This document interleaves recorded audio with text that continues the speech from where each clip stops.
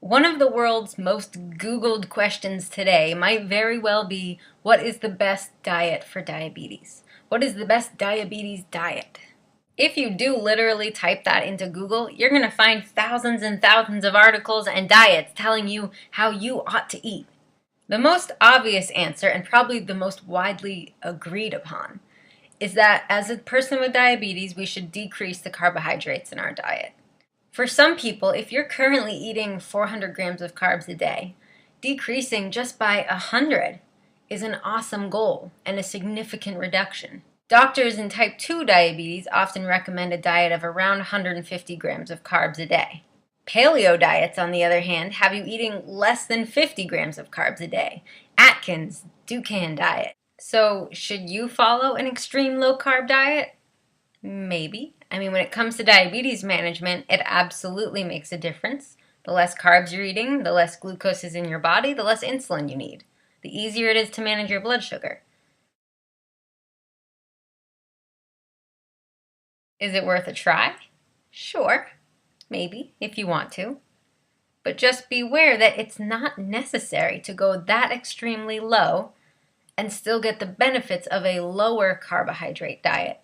Whether you aim for 50, 100, 200, or 300, reducing the carbohydrates from where you are currently consuming is going to make a difference in your diabetes.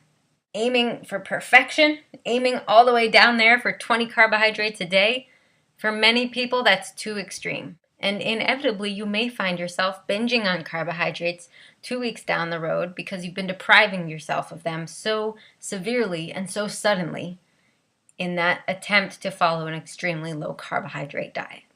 As for the people who do successfully follow extremely low carbohydrate diets, more power to you. Congratulations, that's fantastic. The best diabetes diet is something that you can follow long term. I personally don't want to eat so low carb that I'm eating less than 50 grams of carbs a day. Instead, I personally like to aim for 100. I feel good eating 100 grams of carbs a day. Does that mean that you should eat 100 grams of carbs per day? Maybe, maybe not. Maybe that's too low for you, or at least too low for you right now in your life. Maybe a better fit for you, where you are now, is 200 grams of carbs per day. Let's say that you've tried a really low carb diet and you can't stick to it for more than 3 weeks or 10 days. Okay, so guess what? Aiming for that low carb of a diet isn't a good fit for you right now in your life. So I would recommend that you aim a little higher. It's all about adjusting slowly towards whatever your goal is. So if decreasing carbs is your goal, I highly recommend that you don't go, boom, straight for a low carb diet. If I was a person with diabetes who was also training in an intense sport, then a low carb diet wouldn't make any sense. Do calories matter? Yes, you're still human. If you eat too many calories, your body's going to say, hey, I don't need all those calories, and they're going to store some of them as body fat. But what if you're a vegan? What if you're vegetarian? And eating low carb while getting enough vegetarian or vegan protein in your diet is nearly impossible. Then guess what? A low carb diet might not be the best fit for you and your diabetes. And that's okay. That means instead that you need to educate yourself on how to make good choices, clean choices, healthy choices for a vegan diet. But let's get back to the whole diet program thing.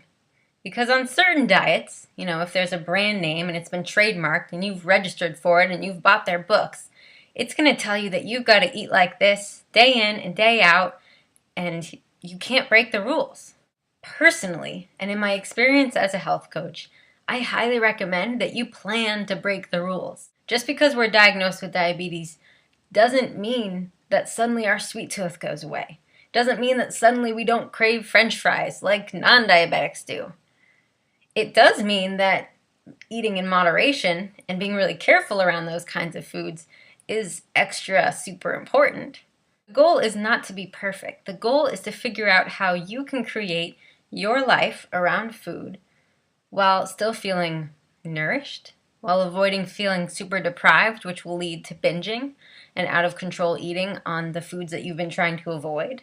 If you are doing something that you can barely maintain for 25 days or 2 weeks or 3 days, that is not going to help you. That's not going to help your diabetes. So the real question is, what changes can you make in your current diet today that will improve your diabetes management, that you can actually follow long term for your life? In my life, I know that aiming for 100 grams works for me. I don't feel deprived. I save room for treats like ice cream. I count the carbs. I take my insulin for the ice cream.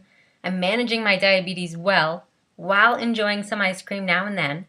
But the core of what I eat are really good diabetes-friendly choices because they're fairly low carb. In the end, it's about you, your life, your taste buds, what you're able to take on when it comes to making big changes or small changes.